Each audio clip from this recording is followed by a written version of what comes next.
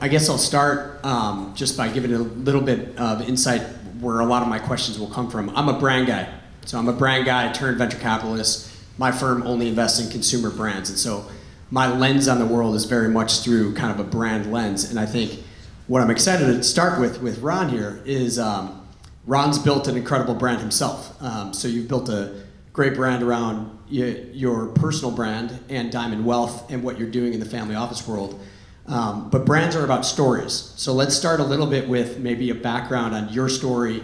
How did you get to where you're at now, and what gave you the inspiration to really kind of go as deep as you are now in the family office world and some of the things that you've created? Well, first, thank you for having me, Paul. Thank you for the conference. It's great to be here. I graduated from Northwestern in 1987, and I got a job at Drexel Burnham. And for people who are younger in the room, Drexel was Goldman on steroids, and it was the most profitable firm on Wall Street. And what happened was I was about to go work there, and then my father, who worked at a bank, said, you know, there's something, a new industry, they called it leverage buyout, which is a precursor for private equity. This is in 1987. And I think you should meet with this guy. And I'm like, Dad, you're 20 years old, you're smarter than your dad. So I said, no, I'm not gonna meet with him. 2 years later, Drexel goes bankrupt. The guy that I wouldn't meet with was John Canning, who started Madison Dearborn. And one of the takeaways was, I was in the room when, in the late 80s, like, men didn't openly cry, right? I was in the room when they said, they're going bankrupt. And literally, many lost some have lost all of their money. And my takeaway from that was that I would always be loyal to people, like extraordinarily loyal. But I would never, ever be loyal to a company. Because if this could happen at Drexel, this could happen to Bear Stearns, it could happen to Lehman Brothers and DLJ, and we saw what happened. So I got disillusioned, and I was planning to stay at Drexel for 40 years and hopefully run the firm one day or run one of the divisions one day. And I moved back and started a hedge fund in 1990. Didn't know what I was doing, but started with a couple $1 million, grew it to about $250 million, ran it for 10 years, never had huge returns, but we beat the S&P 10 out of 10 years, and then I sold it. And how I got into the family office world, the investors in my fund, they used to call them rich people, and today they call them family offices. So that's really how I got into the family offices. Well, thank you for going with the team. I think, or the theme that I started with, which is branding. I think everything in this alternative asset class has been kind of going through rebrand, right? You have leverage buyout. Nobody likes the word leverage, so now it's called private equity. You have rich people, and now they're called family offices. I think one of the questions maybe a lot of people in the audience have is a little bit about peeking behind the curtain of a family office. So one of the questions I'll start with on the brand theme is family offices have been pretty opaque, right? And some of that is by design. As they become a larger player in the alternative asset class themselves and operate more as institutions. What's your thought on the shift to them actually investing more in building their own brand? It's a great question. Just by show of hands, how many people here have heard the term family office? And just how many people think they have a general, pretty good idea what a family office is? Okay. What's fascinating is there's currently $10 trillion in capital in family offices. And that, to put it in context, there's $6.5 trillion globally in the entire hedge fund universe. So the family office market is larger than the entire hedge fund universe today. But over the next 20 years, we are about to experience the largest transfer of wealth in history. There's $84.4 trillion that's moving downstream from the baby boomers to the next gen. So this market, the family office market, and a lot of people here have venture companies and raise money from different different investors. The family office market will be larger than the private equity, venture capital, and hedge fund markets combined. So let's put a pin in that. Having said that, we're very early. The model doesn't work. Only 25% of families make it to the second generation. 10 make it to the third, and 5 make it to the fourth. Family offices today are extraordinarily fragmented, very inefficient, and very siloed. To your point, very opaque. But with the amount of money that's happening, that's moving downstream, every bank, every law firm, every accounting firm is trying to get into it because this is where the money is. And I believe that in order to bridge the gap, right now, how do the smart people find the rich people, and how do the rich people find the smart people? And what we're going to have to do from the family office side is open up the curtain and kind of explain what we're doing. So it's a fascinating market. It's changing in real time. My world, I'm not a tech person. My daughter does, like, if I want to DVD something, I tell her to do it. She'll do it for me. But I literally, I think that what I do is as disruptive as what you do. It's just not how companies are going to be funded, period. And we're basically in the second inning, and we're at an inflection point, and it's going to be massive. I think that some of those statistics are eye-opening for me for sure, and probably for a lot of the people in the audience.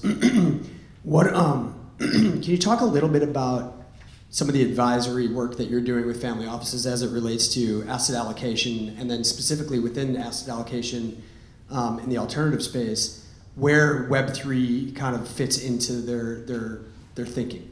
Yeah. So I have a syndicate. I have about 100 families we invest alongside. I put money in every deal as well. These are families between 250 million to 30 billion, and we invest just in the private markets. Even though I made money in public markets and the hedge fund, it's very hard to create alpha in the public markets today, extremely hard. But with what you guys do, venture capital and real estate and credit and finance, there's a lot of alpha to be created. Understand though, when you're thinking, because this is a conference on Web 3.0, and I'll get to that in a second, 68% of the family offices that exist today started since 2000. And half of those started since 2008. So this is a very, very new industry, and it's just evolving. And what happens is you've got huge amounts of money in very inefficient hands. So I'll give you one perfect example. Ty Warner, who we've done work with, he was the founder of Beanie Babies, who's a brilliant businessman, collectibles, and he sold the company for billions of dollars. Then he starts buying hotels, and he got crushed. To me, that's a microcosm of what you've got huge amounts of money in very inefficient hands. And right now, most of the money it's driven, the biggest competitor that many of these have are the ego of the founders. Because you've made money selling widgets, which is great, doesn't mean you could do venture capital. So I think in your world, in venture capital, post-crash, pre-COVID, family offices who had just recently come into existence, they didn't need you, right? Because post-crash, pre-COVID, everything went up. Private equity, venture capital, real estate, Bitcoin, stock market, whatever you invested in went up. So they're like, why would I pay a firm like yours 2 and 20 when I could make money and pay no fees? And they were right until they were wrong. And then 2 years ago, what happened was interest rates started jacking up. And then all of a sudden, particularly in your industry, family offices that did direct investing not only were not making money, but were losing money. And Carter did a study where people were down 50, 75% doing these direct deals. Unless you're going to do venture capital, which you do extremely well, Paul does extremely well, and many of you do extremely well, full time, you just shouldn't touch it. It's a really hard asset class. You should only do it if you do it full time. So what I think is happening right now in the market is a lot of the families that went direct and said we don't need to pay 220 because we're making money are reevaluating that, particularly in venture, more so than private equity and real estate, and particularly with things like with Web 3.0, because I think more and more families are looking at it and saying there's a skill set behind this, and it's worth paying it. If I get sick, I'm not going to find the cheapest doctor. I'm going to find the best doctor. It makes sense. That's super helpful. And when you talk about families, is there an inflection point, whether it's size of the family office or history of the family office, how long they've been around, as it relates to being more active and wanting to build out a direct strategy versus being more thoughtful with regards to kind of a more barbell approach to asset allocation with GPs like Paul in very specific verticals that they want exposure to? It's a great question. My opinion, 85 to 90% of the family offices that exist today shouldn't exist. It's my opinion. Now, somebody who you can make your money doing which I make no judgment on anybody. I don't judge anybody on anything. You made your money selling pinball machines. That's terrific, right? You can do whatever you want with your money. There are no metrics because this is a new industry. In order for it to make economic sense to have a family office, you need a bare bones minimum of $250 million, which is a lot of money. A lot of people will sell their company for 30, 40, 50, 100 million. Again, it's a lot of money. It's just not enough to have a single family office. Multifamily offices were created for families between 10 million to 200 million. And that's really where the growth is going to be. So basically, rather than spending money on your own accountant, your own lawyer, your own admin, your own team, you're sharing the cost with 10, 20 families. And that's what multifamily offices are.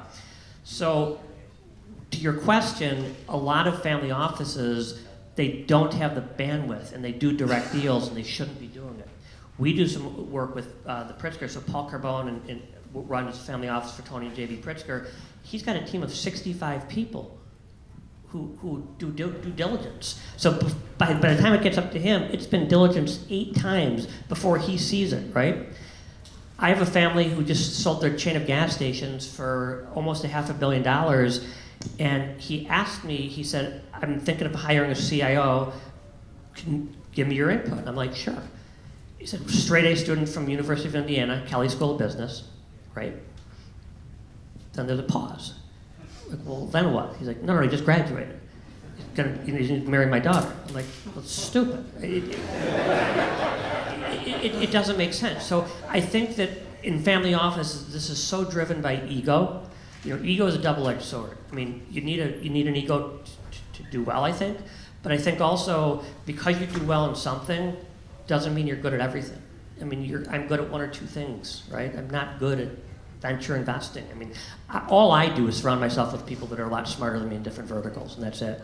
So I think to your question, a lot of people are doing we're doing direct deals, are getting hurt now, and are going to come back to Paul, going to come back to you and say there's a real skill set to doing it, and it's worth paying the fees.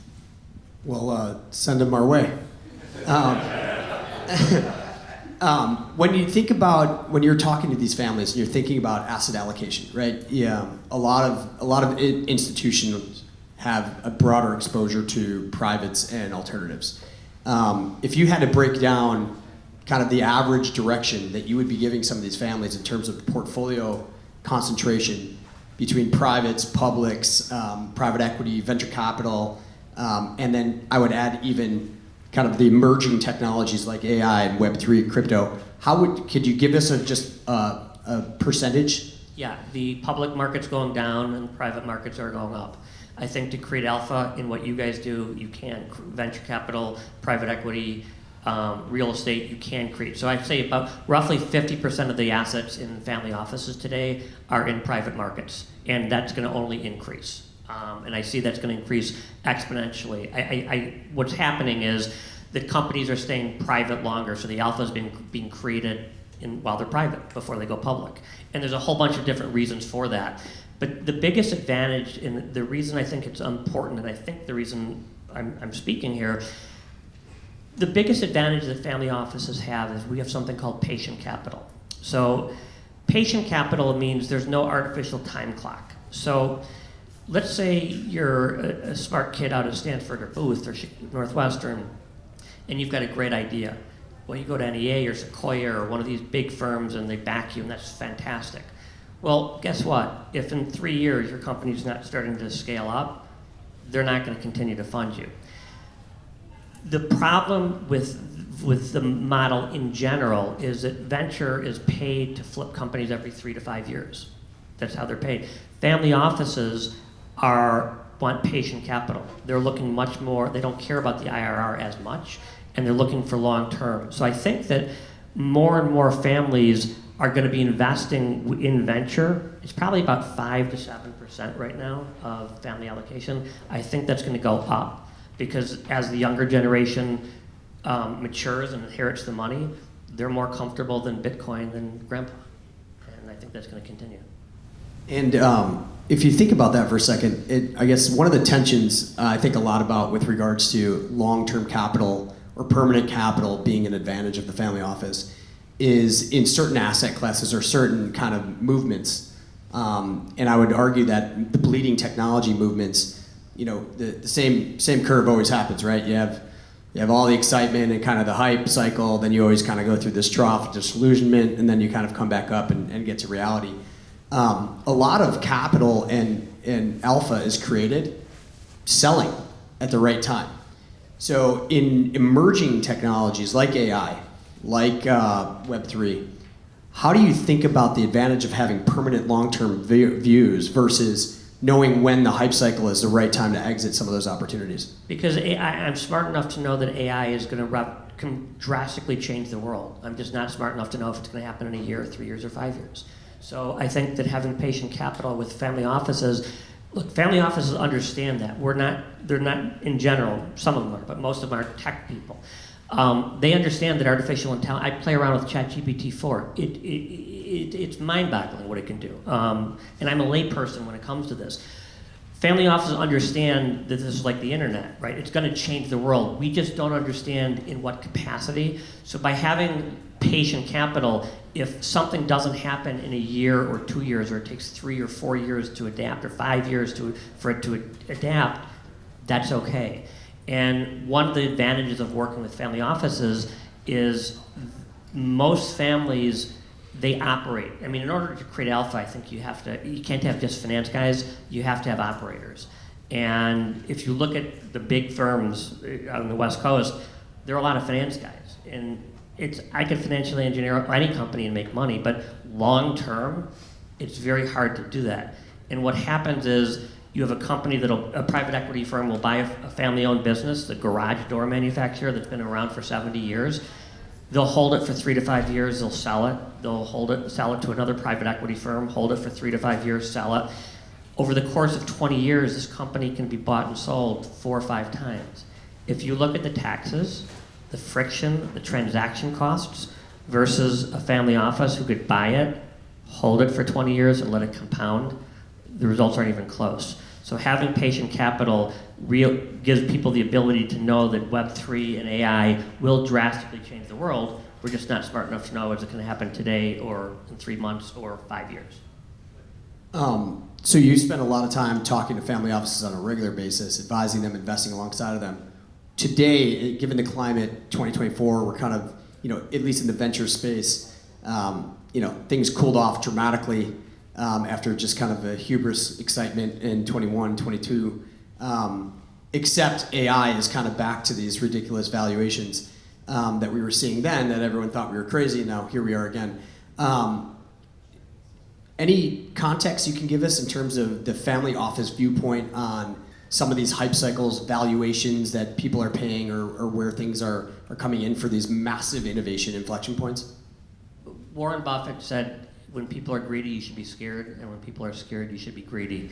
And I think that what's happening with a lot of with AI right now, it'll ultimately flush out. It's like when the internet first started. I mean, I didn't know how transformative it was going to be. I just knew it was going to change. It was going to change the world. I just didn't know what capacity. AI is massive. I mean, what it's going to be able to do, how it's going to healthcare, how it's going to be able to find cures for cancer, how it's going to. There's so much good that it'll do. So I think family offices look at this it's not a question of is this the next thing. It's real, and they know that. We're just not smart enough to know, well, how do you play that, right? How do you pick, which companies do you invest in? And I think that what's happening is as money gets passed down from the older generation to the younger generation, it's the younger generation that's much more comfortable with technology than the older generation, right? So you look at family offices, the grandpa doesn't want to buy Bitcoin or Ethereum, but the 25, 30-year-old grandkid, it's like, you're crazy, why not? So there's a disconnect there, and I think what's going to happen is it's going to level out, but as the money passes hands, more and more money is going to flow into what you guys do, because it's the younger people who are going to be handling this. And the younger people are much more comfortable than the older people in what you guys do, because it's just science fiction for a lot of the older people. And it might be science fiction for some of the younger people, but my daughter, I mean, she sprained her wrist once. It was just because she was holding an iPhone too long I mean, literally. It was like an appendage. And if you look, what's interesting is, if you look back at my generation, I've got two beautiful daughters, not the easiest to raise, but beautiful daughters, 20 and 23. If you look at my generation versus theirs, I would argue you can go back to and include the Industrial Revolution. There's never been a bigger change from one generation to the next than from my generation to my kids. And then I think that's going to also happen with artificial intelligence, so that the amount of change is just mind-boggling. And I think what's going to happen is you're going to get people in AI who are going to just, everybody used to put, I like baseball, so I'm going to start a company called baseball.com. And then we saw what happened with that. I think this is going to flush out, and the true innovators will really scale, and the people who are just trying to come in on the hype, which are many people, will get flushed out. On that note, when you think about kind of just the shift in the family office and world being more institutionalized, and you said there's 63% of them didn't exist 10 years ago. We're in this new world of technology, whether it's Web3 or AI. What are you seeing in terms of like the infrastructure that is being built to run these family offices? How sophisticated is it? How are some of these technologies starting to play into the underlying infrastructure that they're building to run their business?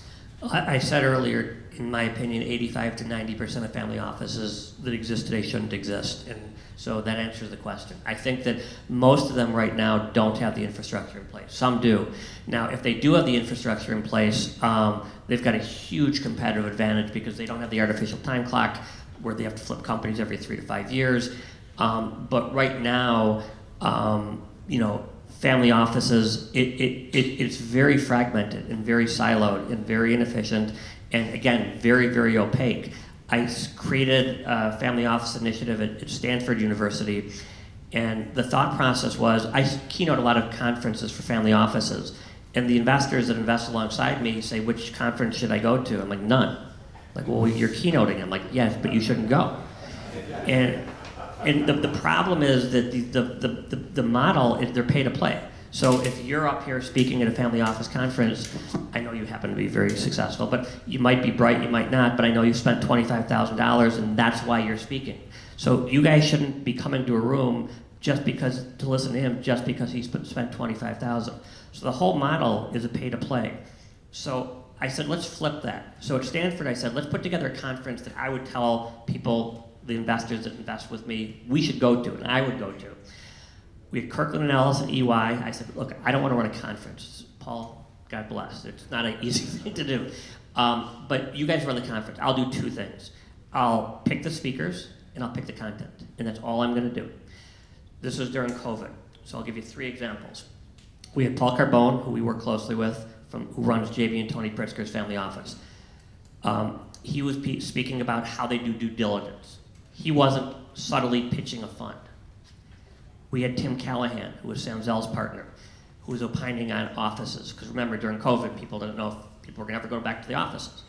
He wasn't raising Fund 5. He was just giving his opinion. He's 75 years old, and he's very thoughtful on what he thinks is going to happen to the family office, to the office space. And then lastly, Denise Illich, who from Little Caesars, who we work closely with, she helped to rebuild Detroit, along with Dan Gilbert. She wasn't asking people to donate to her charity. She was just saying, if you're going to be philanthropic, you have to run it more like a business, and this is kind of what we did. So it was pure educational. There were 880 families from 6 continents, 420 over $1 billion on a Zoom call during COVID.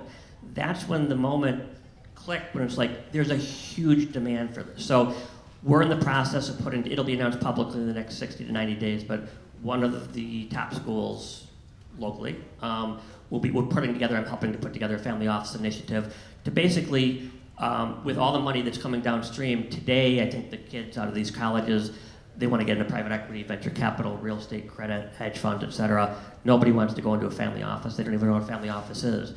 I think if we have this conference in 7 years, the first choice of most of the kids on a booth is going to be to work for a family office. Today, it's not at all. That's a big shift in terms of what it means. I think going back to where we started the conversation, building a brand around the family office is going to become critical if that's what's going to happen as you see the future. I guess one of the last questions here. We have an audience full of entrepreneurs and capital allocators that would probably love insight into the family office world or love to raise capital from the family offices. We, just for some context, we've been fortunate to have a lot of family offices as LPs, and what I've found is, we're brand investors, consumer brand investors. The families that have made a lot of money by building their own brands understand our model, and so I've kind of used that as a guiding compass. For folks that are allocating in the space of Web3 and some of these bleeding technologies, can you share any tips or archetypes of certain families that are going to have a higher interest in maybe exposure to this asset class?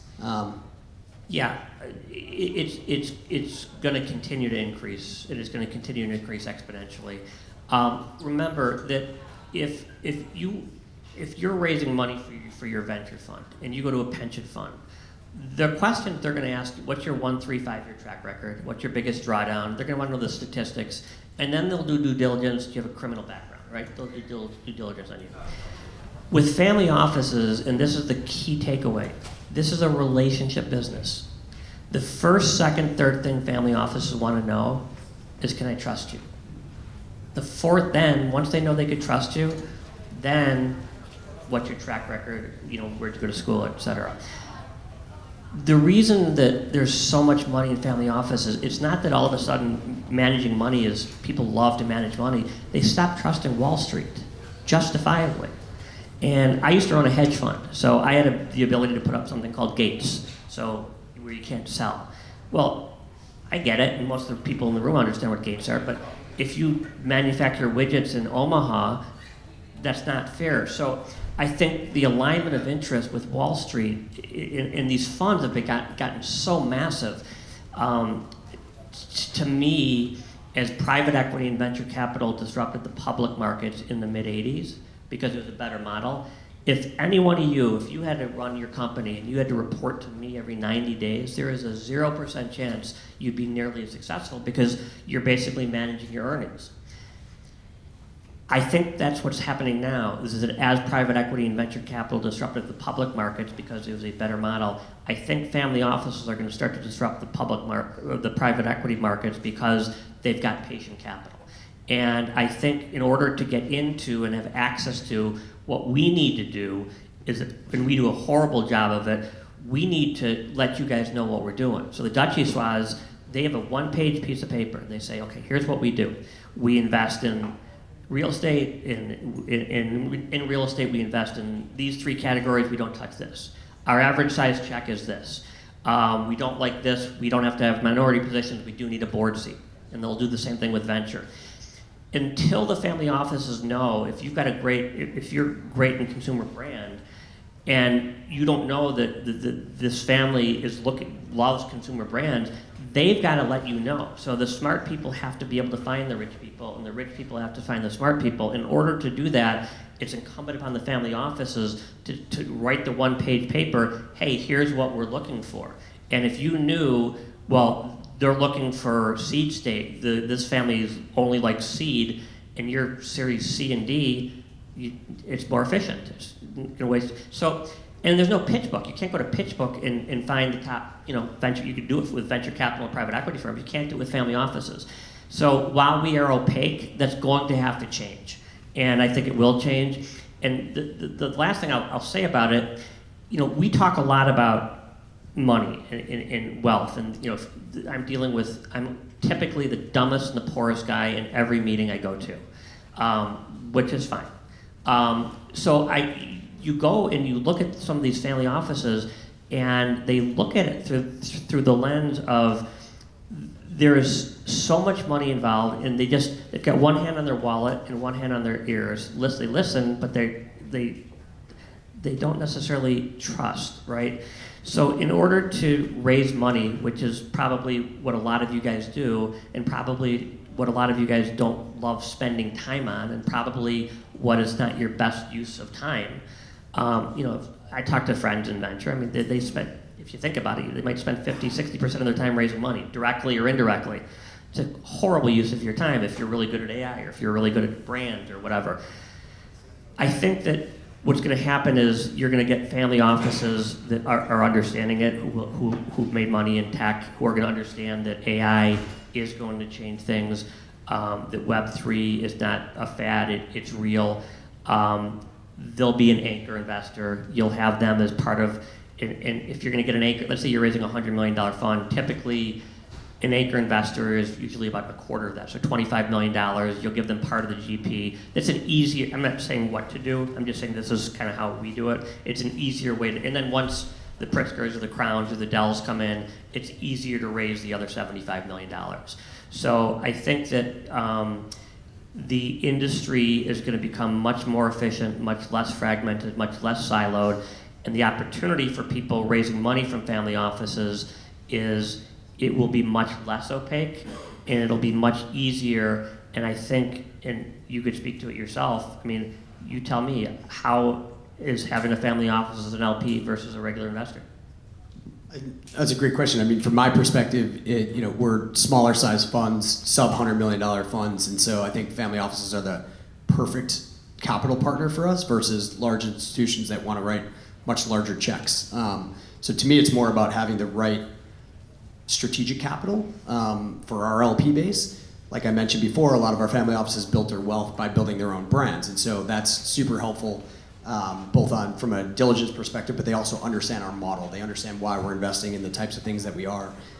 So I think from that standpoint, I think my biggest suggestion to anyone trying to raise from family offices is try to understand their asset allocation strategy and whether or not that includes the world that you're operating in, and if it does, overemphasize the differentiation that you're bringing to the table and why that needs to be a part of that allocation strategy. And so, this has been super helpful, Ron. I think, hopefully for everyone in the crowd, that we've demystified a little bit of the opaque world. And again, it is very opaque, but you'll hear and see and read a lot more about family offices in the next 3 to 5 years. Like I said, every major bank, every law firm, every accounting firm, NetJets, they're all trying to go after because that's where the money is. But we're at an inflection point, and I think 5 years from now, a lot of you guys will be raising money from family offices. It'll be a lot easier to do than it is today. And that's thanks to a lot of the work Ron's doing. I highly recommend, if you haven't, go to his website. He's interviewed significant amount of people that are running family offices and investing in private asset classes, wealth of knowledge and wealth of insight there. I'm going to end with the question I ask everybody. The name of my firm is Listen Ventures. So what are you listening to? My daughters listen to a lot of shitty music on TV. So I guess that's on in the house a lot. Thank you, Ron. I don't know, Paul, do we have any time for questions from the audience? I can answer. Maybe a couple questions from the audience if we have time. Yeah. Go ahead. Yeah.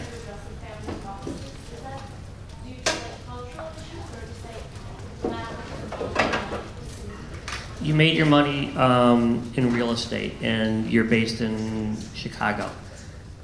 It doesn't mean you're connected with people who made their money in tech in San Francisco or in finance in New York. So the conferences, they're horrible. It's service providers pitching to service providers. It's a head scratcher why people come. Look, I'm friends with the people, so if there's anybody who runs a conference, it's not you personally. But I mean, in general, I think that's the problem with the industry. So there's no place for them. So I think we have to do it through a university because, like, Northern Trust wanted to do this with me. Well, look, the problem is, if I do it with Northern Trust, at the end of the day, they've got an agenda. They still want you to deposit money into their account. If I do it with Goldman, they get a bunch of conflicts. But if you do it at the university, there really is, there's research. I mean, maybe they want a rich guy to donate a building down the road, but that's okay. There's no conflict. So I think what's going to happen is it's going to change to the siloed. I think where the families are going to gather has to be in non-for-profit institutions like universities. So I think I just lectured at Oxford. In 5 years, all of the many of the major schools will have family office initiatives because their students are going to be demanding it and they're going to start seeing it. And when I did it at one major college in Chicago, the other college is like, can you help me do that? So it's going to happen, and it's going to happen on a groundswell level. Thank you, Ron. Thank you.